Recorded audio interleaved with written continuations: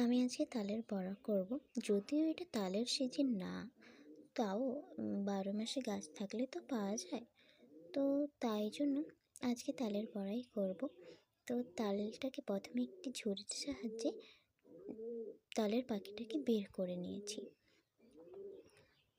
আর ওই পাখিটাতে কোনো রকম তালের ছিবড়া না থাকে, তাই জন্য আমি প্রথমে একটি ছাঁকনির সাহায্যে ছেঁকে নিয়েছি। যেহেতু তালের বড়া করব, তাই সুজিটাকেও ভিজিয়ে রেখেছিলাম যাতে দানা দানা ভাবটা গুলে যায়। তো ভেজানো সুজি, তালের পাখি, ময়দা, চিনি, লবণ, মৌরি, কালো জিরে আর এলাচ গুঁড়ো, এই জিনিসগুলো দিয়ে খুব ভালোভাবে মাখিয়ে রেখেছি, এমনকি ফেটিয়েও রেখেছি। আমি জানি না কাদের ওখানে কেমন ভাষায় বলে, তো যেটাকে বলে ডাবা, তো আমি এখানে ফেটিয়েই বলছি, আমাদের এইটা গ্রাম্য ভাষা। তো ফেটিয়ে রেখেছিলাম।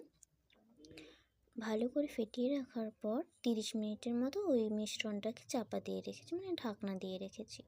তো ঢাকনা 30 মিনিট হয়ে যাওয়ার পর আবার ঢাকনা খুলে আবার ফেটিয়ে রেখেছি।